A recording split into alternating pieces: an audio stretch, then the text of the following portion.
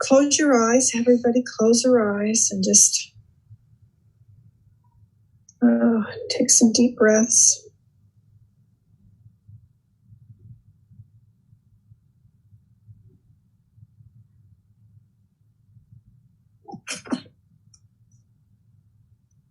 O Heavenly Creator, grant us the serenity to accept the things we cannot change, the courage to change the things we can, and the wisdom to know the difference, living one day at a time, enjoying one moment at a time, taking this world as it is and not as we would have it.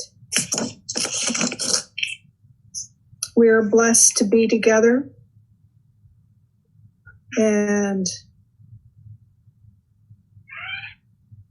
spend this time shared in unity and connection. Blessings to all. That's it. Amen. Thank you.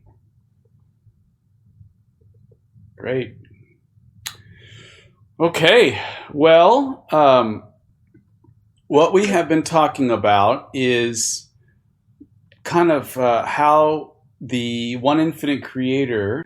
Okay. Well, we're going to get started, and we're going to be talking about how the one infinite creator was able to conceive slowly over time this sense of consciousness. And for what Ross says is that for most of, I guess you could call it time, but it's so much time that Ross says it's not meaningful to even think about.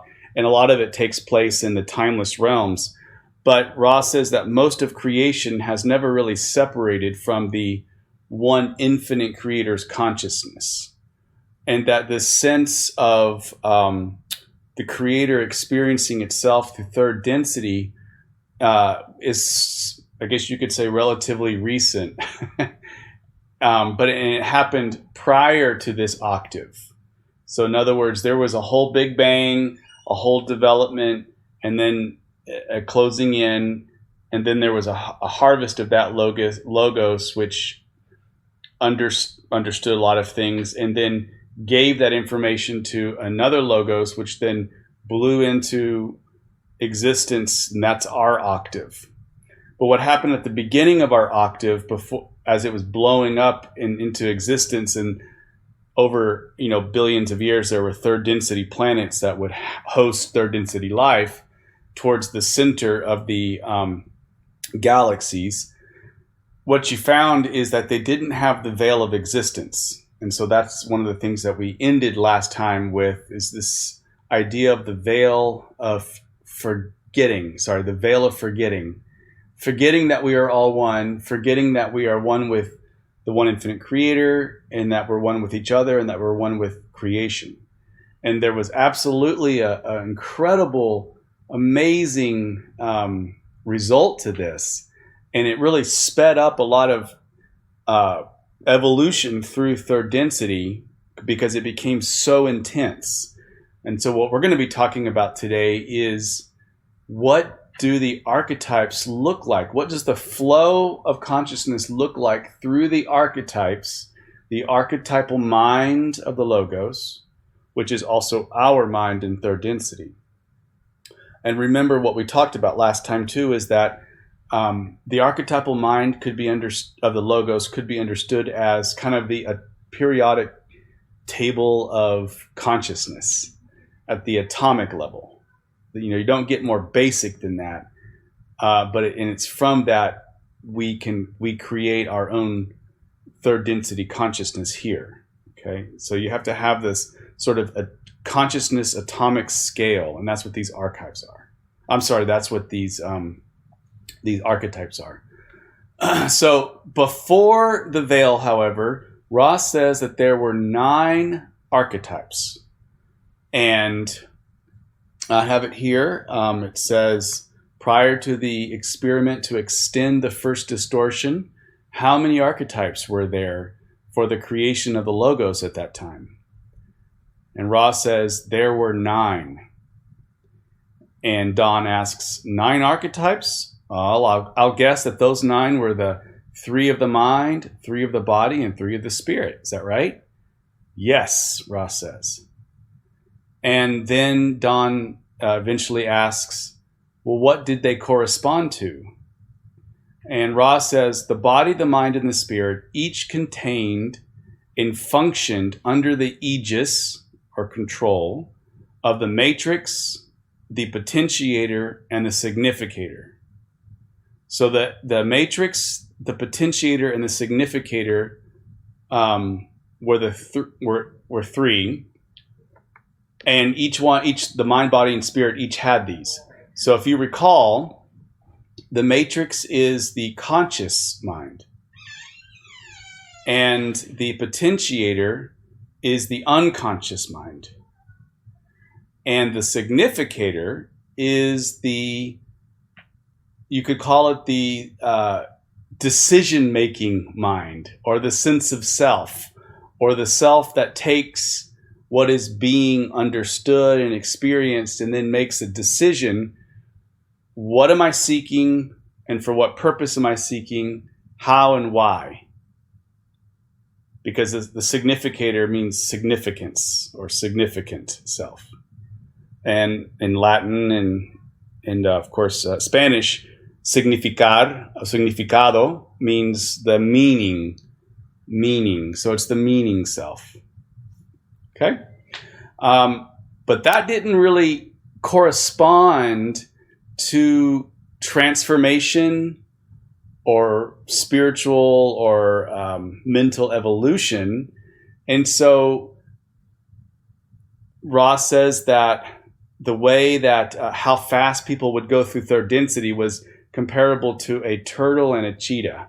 Just, you could maybe even think of millions of years in third density, because it wasn't even a concept to need to polarize. And there was no such thing as the negative path with the veil. It would be like two trees fighting. I mean, trees don't fight. There's no sense of fighting in the trees. They're all connected. Their roots are connected and everything like that. So that concept didn't even enter into the mind. But after the veil, we have interesting things.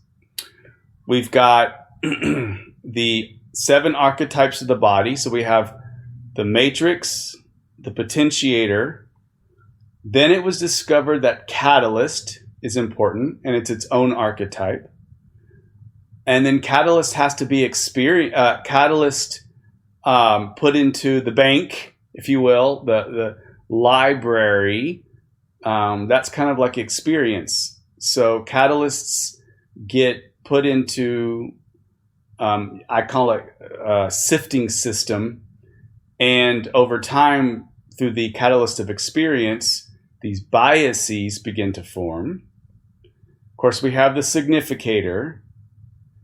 And then we have transformation. That's an actual archetype. And lastly, we have the great way. That makes up 7. And we're going to get into, tonight, we're going to get into the 7 archetypes of the mind. Because Ra talks about that once the veil was put in between the potentiator of the mind and the matrix of the mind, the veil was put right there in between the matrix and the potentiator.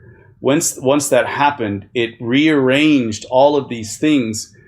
So the mind affected the body and it affected the spirit archetypes, and it just kind of rearranged everything.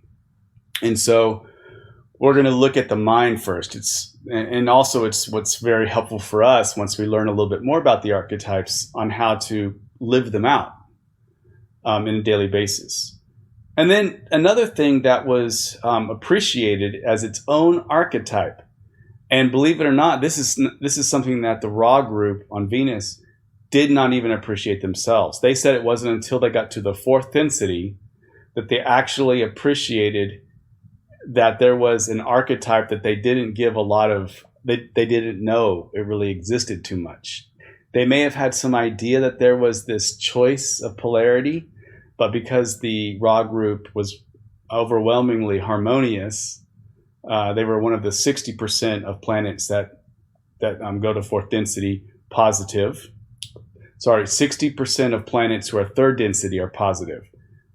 30% of planets who are third density are mixed, negative and positive, like ours. And then 10% of planets are negative. And Ra's Venus was one of the 60% positive. And so they graduated to fourth density, and they didn't even realize that there was an archetype called the choice of polarity. And Ra says that the archetype of the Fool, or the choice of polarity, is paired with the significator. And the reason why is because the significator is the meaning-making self, if you recall. So the significator is always there saying, what I'm doing right now, is that in alignment with the choice of positive or negative, depending on what I've chosen, or not. That's why it's paired with the significator. Okay. There are also 7 archetypes of spirit. So we have the matrix, the potentiator, the catalyst, the experience, transformation, and the great way. And they're so powerful and in a way different that I really couldn't even just have them on the slides being circles like I did the other ones. I had to actually kind of change it up. But we're going to get into the essence of that a little bit later on. So we're going to jump right on into this particular type of flow. Now, what I'm about to present to you is coming from my own distortions, my own limited way of understanding the law of one material, especially the archetypes. They tend to be the most complicated part of the whole material, I think.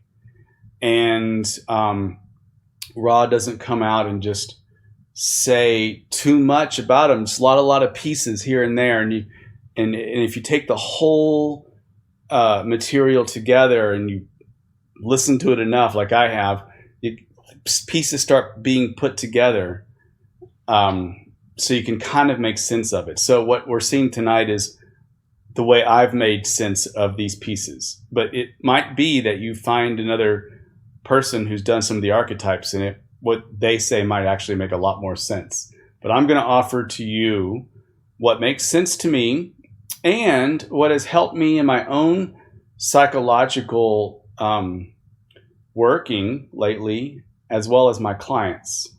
Okay, so Ross says that that there are certain archetypes that are unconscious and certain archetypes that are conscious. And the significator and matrix, I have put those together as the conscious mind. Rob mentions, and we'll talk about this later, but Rob mentions that the matrix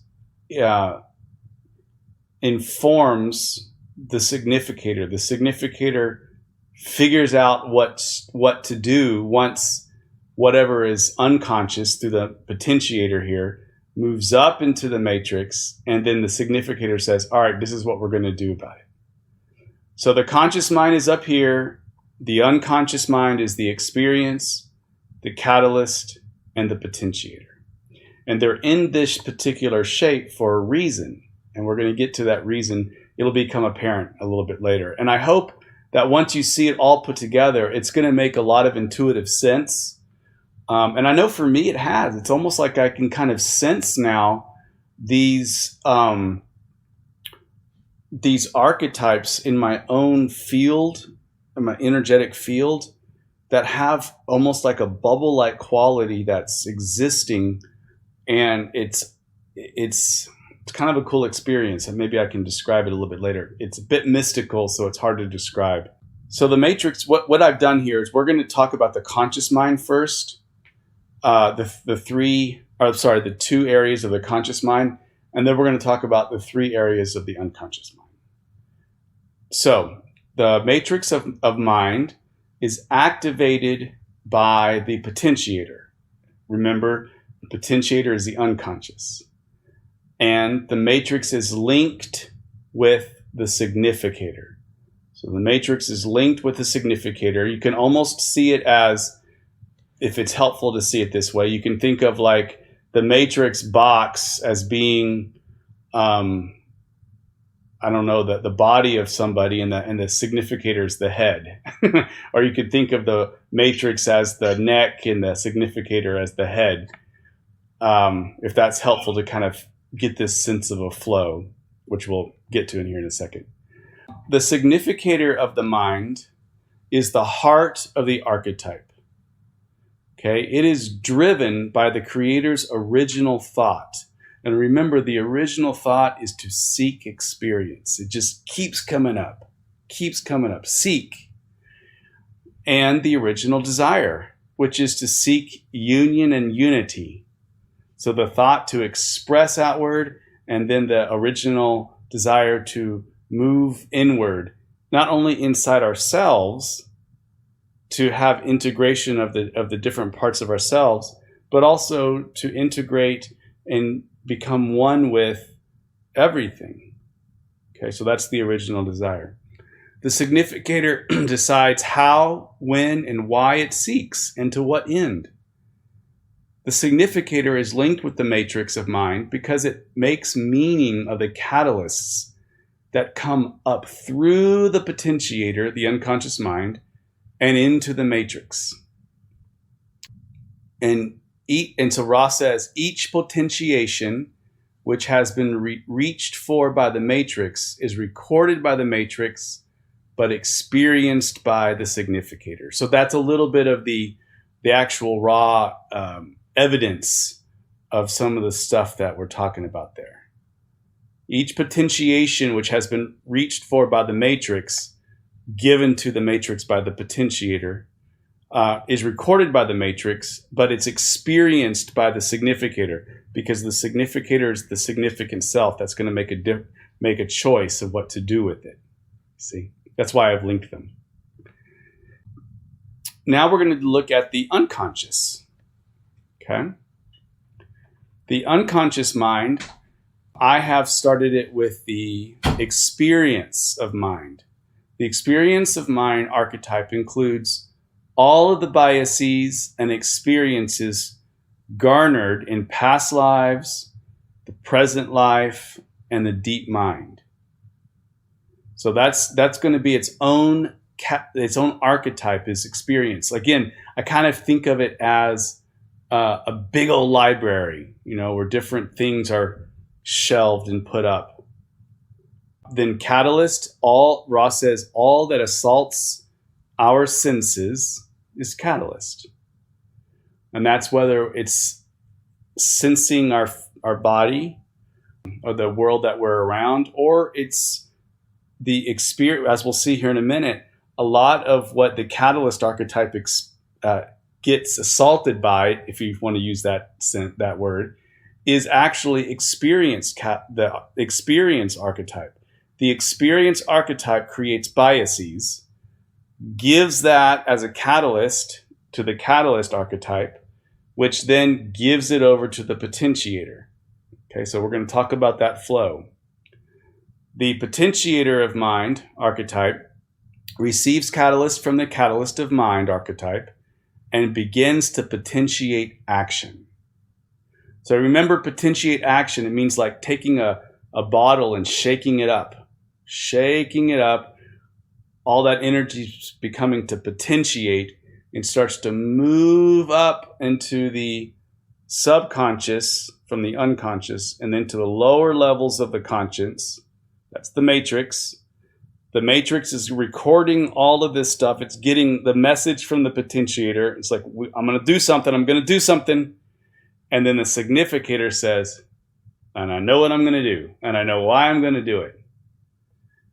So these are all these, so we have the conscious mind and the unconscious mind.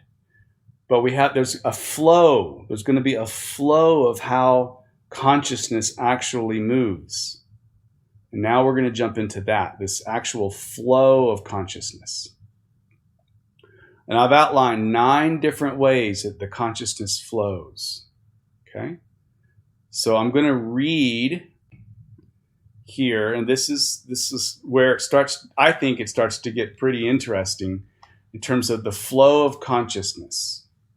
And as I'm reading it, see if it makes sense to you as well.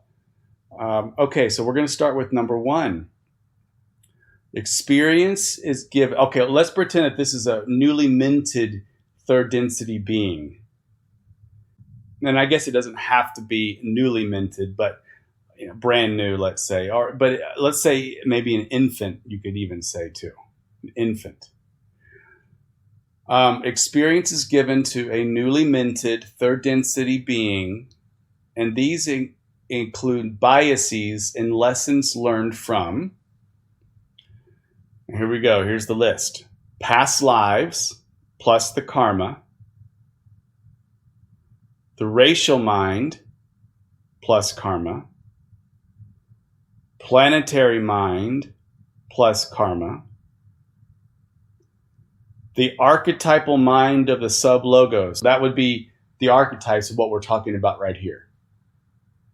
That's also experience. The deep mind of the sub-logos. And one of the ways that Ra talks about how the sub-logos, our sub-logos, which is our sun, has a deep mind. And Ra says that kindness is an actual bias of our sub-logos. That our sub-logos has a bias towards kindness, compassion. Also, opposable thumbs. there was a bit of a decision made to have opposable thumbs. Does anybody remember why? I remember why. Yeah. So that we could use them to screw ourselves over and screw one another over. Literally to complicate things a little bit so that we could use our good brains to create a more catalytic environment for ourselves. Yep. That's right. It's what Ross says. And it would be a way for us to not develop telepathy or these thought forms that would be experiential and conceptual all at once. This way, the opposable thumbs lead to tool making and all kinds of things, but the end result was a really high degree of intensity. It intensified the third density experience. It intensified the veil. These things. So when you see Texas Aggies, my dad's a Texas Aggie, and Texas Aggies are going like this, thumbs up, because that's what they do. You can say, "You veil thickener." I'm just kidding. My dad's an Aggie, but he never listened to this anyways. Okay. And then we have another bias of the deep mind of the sub-logos is monogamous relationships between male and female. That's actually a bias from second density. And Ross says it's nothing more than a bias, and it doesn't mean it's right or wrong. It just means that this was a bias that was seen as a way wherein kindness could be more greatly manifested, because if you have a pairing that mates and has children, then there's a necessity for service to each other, and servicing to each other catalyzes the heart chakras and whatnot. So you have growth towards the efficient path, which Ra later says the efficient path is the positive path. So anyways, the bias towards monogamous relationships between male and female would be another bias that... Now, I have a question. Yeah, go ahead. Why does it have to be a male and a female? I mean, any two people could have that kind of compatible relationship that you just described. Yes. We're talking about second density, and we're talking about having having reproducing at a second density level would allow for animals to instinctually stay together long enough to provide service that is above and beyond the instinctual level, just because they would stick around long enough to each other and they have these offspring to kind of build.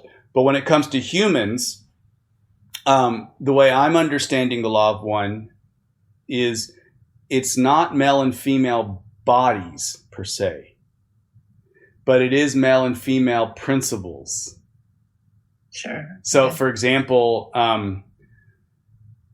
relationships between male-female principles within yourself, or female and female together, male and male together. Really, it kind of monogamous relationships at the human level could look a lot alike, are very diverse. Rather, could be very diverse, and it might be between two really close friends. The point is that do relationships results and have the fruit of intense service? And at the third density level, there's diversity in that. But like all ocean or all rivers start at the beginning, at the headwaters in little trickles. The bias there was monogamous relationships between male and female, second density. Okay. And then lastly, the experience archetype looks at the cosmic mind of the logos. Now remember, the cosmic mind of the logos pretty much it has all of the experience that we all have. But the one that's powerful, that's the one that we all inherit, is the original thought, to seek experience of itself and to know itself. Everything we do, if you pare it down and look right at the very root of it, it's to some degree wanting to experience ourselves, to know ourselves, and that includes outward expression as well as inward movement and unity. The male principle of outward expression, the female principle of union and unity. We all have this because that's the original thought and the original desire. See? All right. So experience, the archetype feeds catalyst. So even if it's a third density entity that's brand new, let's say they were a dog in the last life, and now they're a third density entity, they're going to be given their experience archetype is going to be, it's going to have some things in it. It's going to have it might even have the third density biases of its own group soul, the group soul of dogs of that species or something. It's hard to say, and I don't want to get too caught up into that area. But regardless, it will have some experience, even if it's really, really rudimentary. And that comes down into the catalyst. The catalyst archetype is what then feeds the potentiator. And the potentiator is that archetype that builds, you could see it as building pressure, and then moves forward and taps the matrix. Okay, taps the matrix here, and finally, once the matrix is tapped, the significator has to figure out what the heck to do with it. So the matrix archetype receives the message from the potentiator and gives it to the significator, which makes the decision of what to do. And guess what? Magic happens. Because Ra says magic ability is the ability to consciously use the so-called unconscious. And this creates more catalyst. So whenever you and I are talking, have you ever had an incredible conversation? It's like, oh my God, that was magical. Or, magic is all the time. Some magic obviously has more effect than other magic. The word magic is having changes in the consciousness. And so when the significator makes a decision to do something, significator is doing some level of magic. Or if you've studied other esoteric traditions, they call them thought forms or elementals, those kinds of things. Yeah. Okay, so we're going to go from that. That was number 5. So now we're going to go to number 6. What happens? The significator does something, and the significator makes a decision, which creates catalyst, because everything you create, whatever magic you create, is catalyst both outside you. So, for example, let's say I go outside in a crowded field here in the park next door, and I'm running around naked. You know what? That's going to cause a lot of catalyst. Noah, do you have a question? You're saying don't do it. Say don't do that, Doug. Don't do that. There's something about my experience archetype that says that would be a bad idea. No, Doug. Yeah, right. Thank you. Listen to that experience archetype. Yeah. There's a big ass shelf devoted to not going naked in public right there. So I'm just letting you know I'm safe. But also don't want to frighten your community. Yeah. Marcus says exercise your free will. So, Well, my free will is to stay in my daughter's room with these little protective angels, especially that one. I don't know whether she's possessed or saintly, but I can't tell. Anyways, so the significator, whatever it creates a catalyst, and that catalyst is fed into experience archetype. Why? What happens when the catalyst is sent? The catalyst that I create goes to my experience archetype. What happens? Why? Because that's where it gets archived. It gets shelved there. And then that creates a bias. So the experience archetype then sifts the catalyst, creates bias, provides these lenses, and then gives it back to the catalyst. So you can see it's this circle. Experience goes to catalyst, catalyst goes to potentiator, potentiator goes to matrix. The significator says, all right, this is what I'm going to do. I'm not going to run around outside naked. That decision, which is a good one, goes back to the catalyst archetype, which then goes back to the experience archetype, and that reinforces the biases there, or it might challenge biases. Can anybody think of a way in which a catalyst might challenge biases that you have?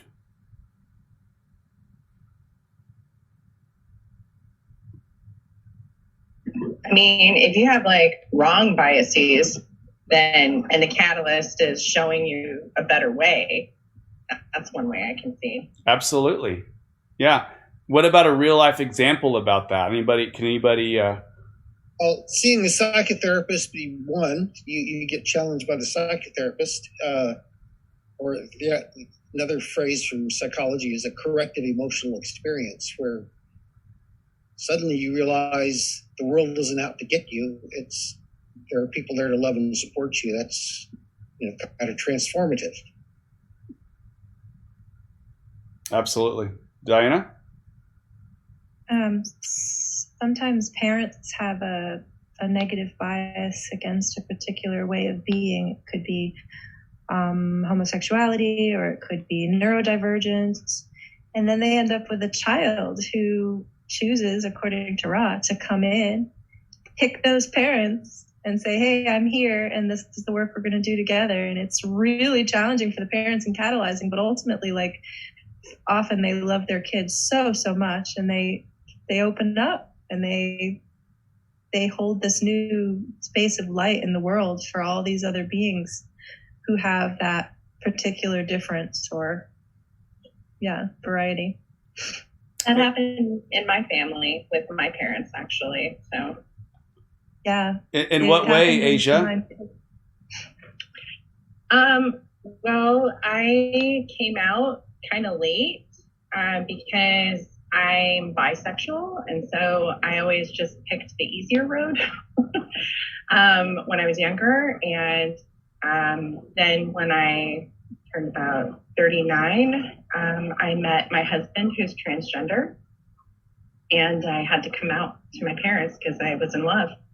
And yeah, it was hard for them at first. My parents are very legalistic, like evangelical Christian, but there's also Messianic Christianity mixed in there, so it's super, super legalistic. And but my mom and I are very, very close. And so when it happened, she just kind of had to take a couple steps back and think for a little while. It only took her 2 days. But then she came back and she was like, yeah, this can't matter to me because I love you so much. So, you know, like she just kind of had to change her whole perspective and the whole way that she used to meet that kind of, you know, catalyst, that kind of person. She completely changed because she used to be like told the whole tough love thing, and she came to our wedding. So she had to search her soul about it, but she still did. So. Wow. Okay, so that's like a perfect example of what I've been trying to say.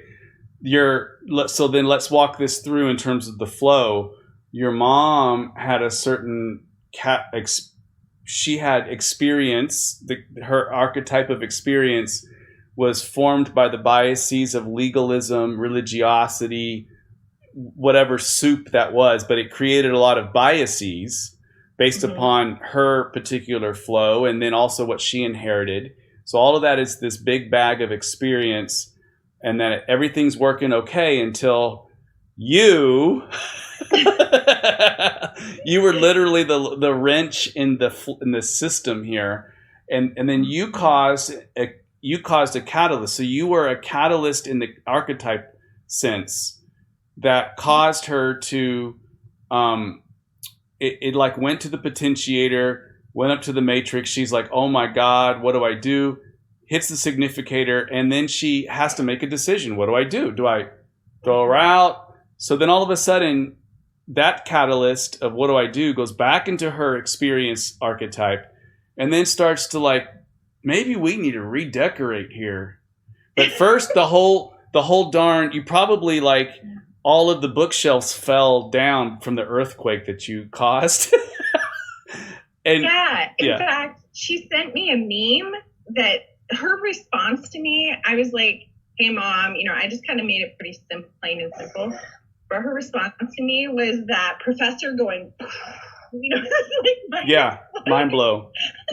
Yeah. Yeah, and that was it for a little while. She's like, whoa, I'm gonna have to think about this. So, and you could have said later, you know, now you could say that wasn't you know what that was, Mom? That was not a mind blow. That was the archetype of experience of mind blow. No, just kidding. But anyways, and then you can see though, then the catalyst, and so she had a new movement, and we're actually going to get to that now, which is what this. Okay, so by the way, Asia, I'm going to ask you now for you to think about it, and you can let me know if you want me to include that in the podcast, what you shared. Sure, that's fine. Oh, are you sure? Okay. I think it would be very helpful for other people, to be honest with you. It's a perfect, I'm an open book. Okay. Thank you. My life is a lesson for all, for sure. All right. Well, I really appreciate that. Thank you. We appreciate it. Yes. Okay. So anyways, at some point, Ross says that a third density being, and I don't know how many lives this is into the 75,000 year distance of third density. I don't know if it's the first few lives. I don't know. It might take some people longer, a whole lot longer. But at some point on the unconscious level, Ross says, a person becomes aware of evolution, of developmental stages, that there's a growth happening. And they make a decision that they start having a bias towards one polarity or the other, between the negative or positive. Diana? You might be getting to this, but since we chatted about it the other day, I was hoping you might add that the bias might initially be unconscious. I thought I just said that, but if I didn't say it, the bias starts out and it's almost always unconscious. Sorry, I probably missed it. Yes, it always starts off in the unconscious. The bias begins to be unconscious. That's why it's located in the unconscious area, because the only conscious area is the matrix and the significator. Okay? And one makes a choice of polarity, and I have linked it with the experience archetype. And the reason why is because, number one, it is unconscious at first. And number two, it's going to become the primary lens through which experience gets sifted. So here's how I see it, just to make it really homey for us nerds, because you're not on this call if you're not somewhat of a cosmic nerd, let's put it that way. And that is experience before making a choice, the experience archetype before making a choice, maybe had, I don't know, a high schooler who was the librarian. You know, kind of messy, book falls down. Oh, I don't really care. I'll grab this other one. Things upside down. But once a person makes a choice, it's like a professional librarian comes in and starts to really rearrange stuff, because it becomes very more and more organized via biases that are informed by the choice. So if someone makes a positive, I make a choice of polarity, which is positive, then I'm going to choose a bias to understand what happens to me from a more and more positive place. Now, if I'm choosing the negative path, then I'm going to do the same thing, but it's going to be more and more, how am I the victim, or how can I get back, or how can revenge, and all of this stuff. And it's how can I have the power and dominate?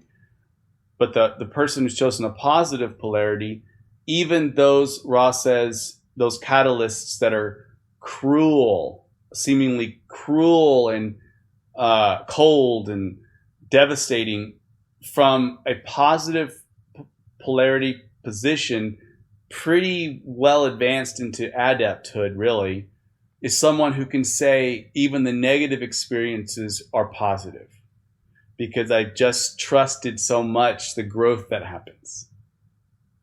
So we're going to talk about that too here in a minute. Diana? It might be a good place to clarify something that I think you would totally agree with, which is that positive entities don't look around in the world and see these atrocities happening and say, that's great, that's positive, right? But they perceive each difficulty as an opportunity to do their spiritual work. And so they have a deeply positive relationship to that which is negative in the world in that sense. It doesn't mean that they do nothing to try to help. Yes. Or that they celebrate bad things. They just recognize that it's something to work with rather than to control from a place of total non-acceptance and just like exerting their own will and dominance over. Perfectly said. Yeah, I think that's exactly right. Can anybody think of something in your life that initially felt pretty darn negative, but you sat with it long enough, and then that liminal space that we've talked about so much on here, and then it moves into something positive, and maybe you never would have chosen it at the beginning because of the difficulty, but you sure are glad it happened, because you wouldn't be who you are without it. So we moved from choosing a polarity connected with experience, and that leads us to The sixth archetype, transformation. The choice of polarity becomes the bias which prompts the experience archetype to sift experience through positive polarity bias or negative polarity bias. Then, as the experience archetype feeds catalysts to the potentiator, which then taps the matrix, and the significator has an increasingly biased lens through which to make decisions, these decisions create more bias towards the chosen polarity, and this cycle leads to evolution or transformation. So in other words, the more we decide on how to see things and do things, that gets fed back into eventually to experience. Our biases are strengthened. That goes back around and up and through into the conscious. And as we grow more and more, it moves us forward in transformation. So just to move back to Asia's example, obviously we don't know your mom, but maybe you could weigh in. And was your, like, her love for you and your love for her, and then you're coming out and then her having to grapple with that, how has that led to some level of transformation on her part in terms of her worldview? Has that moved in any direction? Oh, absolutely. Well, my parents had very limited understanding of what it was like to be transgender, or what transgender people had to deal with before meeting my husband. The thing that's just really spectacular about the situation is that my husband is like a copy of my dad. So my mom seeing a transgender man that looks and acts and, for all intents and purposes, exactly like her husband, who is cisgender, that's a really like reaffirming experience for her. I think, it allows her to say, this is real. I can see that this is the same, that they're the same, and I don't think that they ever realized, I don't think they ever would have realized that truth before, had it not been for my husband. So my mom is a very loving person. She just really loves rules. And so she had to rearrange hers a little bit, but she did it. She did it spectacularly. So, yeah. Thank you. And really, I'm really amazing. I'm assuming from a chakra standpoint, likely her heart chakra, the green ray energy center, likely crystallized a bit more so that she could see more, with more love and understanding, more holistically. And it likely penetrated enough so that she could see the world a little bit differently, but she certainly saw you differently. And that was a transformation. That would be the archetype of transformation in her life. We're going to get to this slide and the next slide later, but I'm just going to briefly show you because it's so fun. And I spent a whole long time on it. So it's kind of my own bias. It's a service to self moment here where I want to do something for myself. So here it is. So it's will and faith are developed through choosing the polarity. And it's the veil that actually allows the idea of will, not willpower so much, but how to direct one's will and to have the will and the intensity of the will. And also faith, the sense of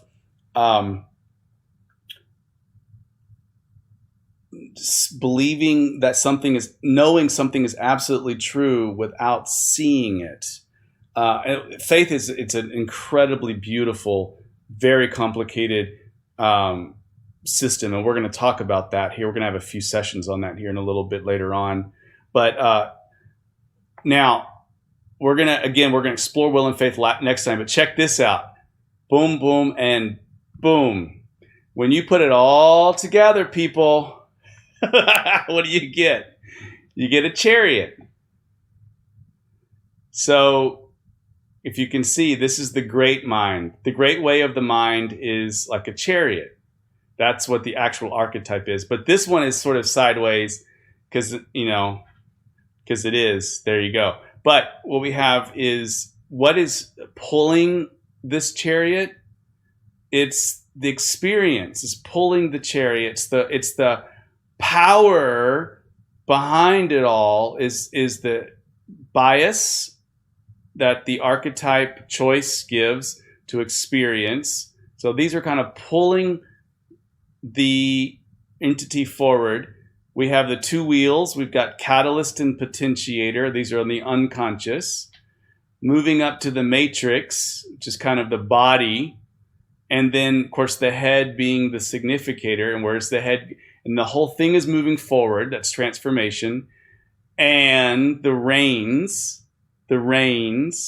that is connecting the person with the horses is will and faith. So I know I'm trying to be clever. I get it. But it kind of works. And when you're simple-minded like me and you need visual stuff, you can kind of see how these are all of the archetypes of the mind that Ra talks about. And they fit in a way, for me, that makes sense of this flow, that we're going forward somewhere, will and faith of the reins, and the whole thing is called the great way of the mind. And that's archetype number 7. Hey, Doug, I have a quick random question before we wrap up. Yep. So you can agree or disagree with this. It seems like this whole process, the great way of the mind, can either happen over a large span of time, or I guess not that long in our third density experience, years, 3, 5, 10, 15 years, this whole process can happen. And it seems like it can also happen within a fraction of a second, receiving a catalyst, choosing a positive path with will and faith. Would you agree with that? I guess I'm trying to make all of sense this happens it can happen in a fraction of a second, or it can take multiple lifetimes. Okay, great. It just depends. Yeah, but absolutely, you can probably think of things in your life that just boom and out real quick, and just went through that really quick and rearranged everything. Yeah. Just to give you one example, we know from research, psychological research, that resiliency in children, if a child who comes from a very, very dysfunctional home with little resources has a 10-minute encounter with another person of real depth, and that person is like a true self person that meets them, loves them, shows them that they're worthy, and just like absolutely sees their soul, and that lasts only for 10 minutes, that is enough to completely rearrange their life, to totally change the trajectory of their life, and they can break out of cycles just from 10 minutes. So there would be an example of busting some system bustings. Yeah. Thanks, man. Yeah, Diana, and then we have to wrap up. I think it's fair to say that although the choice is made in terms of the bias of the consciousness towards service to self or service to others, so you decide at some point, at first unconsciously, and then you become conscious of it, that you really want to serve everyone as one, as the creator, as a positive being. But then moment by moment, in every decision that you make, in every perception that you have, the choice is either affirmed, reaffirmed, or denied. And the affirmation of choice causes you to gain polarity and power. And the denial of choice causes you to lose some polarity until the point that entities can flip the script, yep, right? And end up going along the negative path. But it's not like the choice is just made once. No. It's realized. The bias of your consciousness is realized, and then it needs to be perpetually reaffirmed. Because if you know something to be true about yourself and then you act in denial of it, there's entropy there. Yeah. Right? And that entropy is mediated through what's called the law of responsibility. Because once you know something, it's like the parable of the 10 talents in the Bible. If you're given a certain amount of responsibility, you have to have a corresponding praxis of that, where it's lived experiential reality in your daily life, or there's karmic issues. And I think that when Ra talks about that there's very few people to harvest in third density, is because a lot of people have made the choice for positive polarity. But as Ra says, they vacillate so much through their lifetimes, multiple lifetimes of positive and then some negative, positive and then some negative, and then maybe some negative, that there's not, as Ra says, grasping the baton and running, or pointing the compass in one way and going. And again, because Christianity is my own background, I will say that one of the parables where it is Jesus talking about, once you're plowing, put your face to the plow and go forward, don't look back. That would be an example of that. Once you've made a decision, you got to go for it. Thank you so much for your attention. As you can see, we can start to see how this moves in our own lives. And we're going to talk even more about it next week. So it's really exciting. Would there be anybody here that could close us out with a closing prayer? Thank you. All right, let's all close our eyes and let's all stick our thumbs out. I'm just joking. Don't do that. So, thank you, Doug, for tonight. Let's take a deep breath. What do you want? What do you want? Father, we invite you into a space where you already inhabit. We invite ourselves, our subconscious, to inform our conscious mind of the stillness and the presence that you offer us. And we invite one another into that space as well, as we enter back into our routine and into our lives. My prayer is that we would have a deep and abiding sense of your presence with us in every moment, the love present with ourselves, with our brothers and sisters that we encounter.